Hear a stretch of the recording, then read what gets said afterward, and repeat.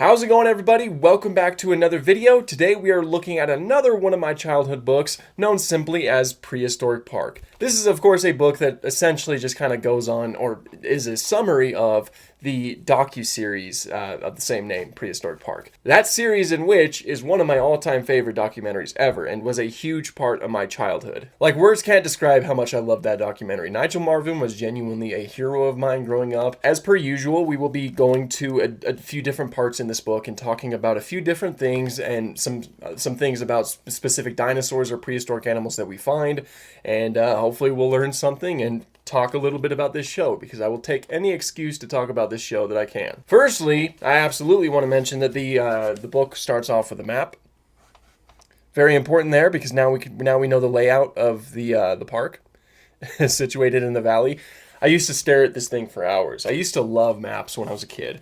I was the kind of person that would just sit there and just stare at them for as long as I possibly could and just memorize where everything was. I also really liked drawing maps when I was a kid. Just a little side note. So first, I want to talk about ornithomimus here.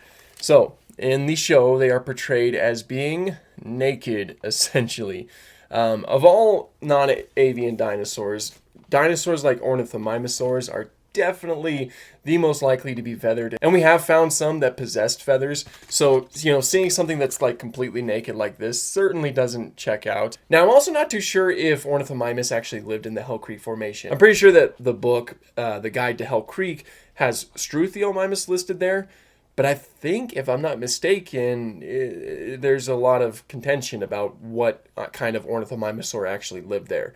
If you have more information than I do, be sure to let us know. I'll also point this out. In the show, T-Rex here is portrayed, well, all of the Hell Creek Formation dinosaurs are portrayed in a volcanic environment. They portray Hell Creek as being mostly volcanic, with a lot of volcanic rock everywhere. Walking with Dinosaurs did this too, and this is pretty opposite from the truth. The Hell Creek Formation in reality was this incredibly lush and diverse ecosystem that was a lot more similar to the Florida Everglades of today. Like, basically, it was wetland and swamps and just very lush. Now, there are some sequences where we see it a lot more forested than others, but for the most part, we're kind of focused on the volcanic type setting. I'll also mention the T-Rexes real quick. Now, of course, I talked about this in the many interpretations of T-Rex, but they are very shrink-wrapped and very, just very skinny in general. Their design is an improvement of the Walking with Dinosaurs design, and of course, Impossible Pictures, they were also the same folks that did the creature design for them on here, and they also did the creature designs in Walking with Dinosaurs. So I do think that this was a huge improvement on the Walking with Dinosaurs design. There's still a lot of space for improvement here too, though. T-Rex was certainly a lot more bulky than it was portrayed here, but I still think that this design is incredibly iconic, and it was one of my favorites growing up. Okay, I'll try not to talk about everything, but so far we're kind of on a losing streak right here. I just want to mention how much I love the Triceratops. The Triceratops designs in this show were just incredible. I mainly liked their frill. Their frill had this really nice blue coloration in the center of it that kind of used it as sort of a display structure, which I think is just truly awesome. But I also want to mention this because this is kind of a new thing. They are portrayed in herds. And for the longest time, we never actually had evidence that Triceratops specifically traveled in herds. We have evidence that other ceratopsians traveled in herds, but never Triceratops. Until recently, there has been talks about five Triceratops that were buried together. This is probably our first best piece of evidence of Triceratops specifically traveling in groups. Now, of course, there's still a lot more research and study that needs to be done on that, but it is a step in this direction, so who knows? Maybe all of these portrayals of Triceratops being in herds, maybe they weren't so speculative after all. Well, I mean, they were still technically speculative, but you get what I mean.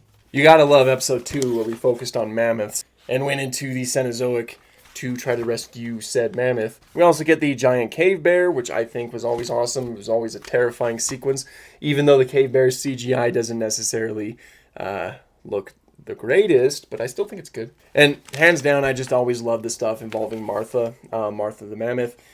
All of the veterinary stuff, or the her losing her sister, and all. It was just really fun, very fun storytelling, if you ask me. I have to mention this bull mammoth. I like the sexual dimorphism that was used for this. The bull mammoth has a way longer and more curved tusks compared to the females of the herd. It's just really cool stuff. And the babies look really good too. You could see one being rescued right there. The babies, honestly though, the mammoth designs in general do check out really good. And that's been true for almost every time we see a mammoth in media. The many interpretations of woolly mammoth will be coming eventually. Okay, so have to talk about Microraptor. I do believe that is Nigel Marven's favorite dinosaur right there.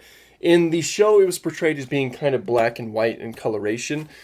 The cool thing about Microraptor is that it's one of the few dinosaurs that was preserved well enough that we can still see the melanosomes. What the heck are melanosomes, you may ask? Well, melanosomes are these little cells that determine the animal's color, essentially. So, because Microraptor was preserved well enough with its feather imprints, and you can still see those melanosomes, if you look at those melanosomes and you compare them to the melanosomes of modern-day birds, then you get the coloration of it. And Microraptor here had colors that were iridescent. They were very similar to the feathers of a crow. So honestly though, because it's mostly black and kind of close to that color, this isn't really a bad portrayal in terms of the colors. And how can I not mention the Incisivsaurus shows up in here, everybody's favorite buck-toothed dinosaur. Love those little guys. Okay, I always loved the Smilodon episode too. If I'm being honest, I loved every episode, but the Smilodon episode I thought was really cool. Smilodon, I think, was designed very well in this whole show. I think its whole portrayal was incredible, and it was this show that I found out that Smilodon was absolutely huge when I was a kid, and that was because of this shot right here. Terrifying, but also amazing. Here's an image that doesn't actually happen in the show. We got 3 Smilodon trying to take down a Toxodon. This guy right here, he's risking breaking his teeth. Or she is. One of those two. See, Smilodon, of course, their teeth are decently fragile, and unfortunately for mammals, we only get one set of adult teeth. So if a Smilodon were to lose its teeth, it loses one of its only methods of killing its prey. Fortunately, Smilodon has an incredibly bulky body, as well as these huge arms. So the thought is that what it would do is it would catch up to its prey, and then it would pin it down. And once it gets to the point where it's not really struggling too much, then it would use those teeth to kind of deal the killing blow. That kind of ensures the best possibility that you won't break your teeth under stress. That is not to say that a Smilodon has never broken their fangs. That has happened before, but it helps ensure that that doesn't happen. So what I'm basically saying is because this guy is trying to bite down before the prey is pinned, it's not too healthy, probably. And just look at that practical effect. Isn't that just the coolest thing that you have ever seen in your life?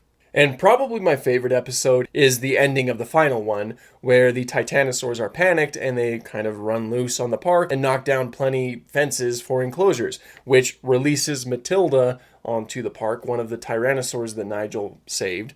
And just seeing her run around and kind of cause issues was always really fun to me, especially when the Deinosuchus tries to jump out and, get her while she's running by. That's just something about that that's really cool. Also really highlights how terribly designed that Deinosuchus pond was. But the moment that always gives me chills every time I watch it is when Martha saves the baby elephant from Matilda. Just amazing. Just incredible storytelling right there. And that was the wrap up of the show right there. That was the final episode. A lot happened in the final episode. That was, of course, the Deinosuchus episode as well. After that, on the final page, that I always liked as a kid and still do, are these behind the scenes shots. We get a little shot right there kind of showing the CGI work on a Tyrannosaurus Rex right there. A little process going on there. But you get to see the amazing practical effects that were used in the show, such as Martha here, the Ornithomimus, the Smilodon, and the Tyrannosaurus Rex. Really amazing whenever you see stuff like that, and certainly does help ground it. So, yeah, that is Prehistoric Park, the book. Gotta say, I think the show's better. But that was certainly really fun to return to. I absolutely love this book, and I absolutely loved the show when I was growing up, so I'll always talk about it whenever I possibly can. But that is pretty much all I have for this one. Thank you guys so much for watching, and have an awesome day.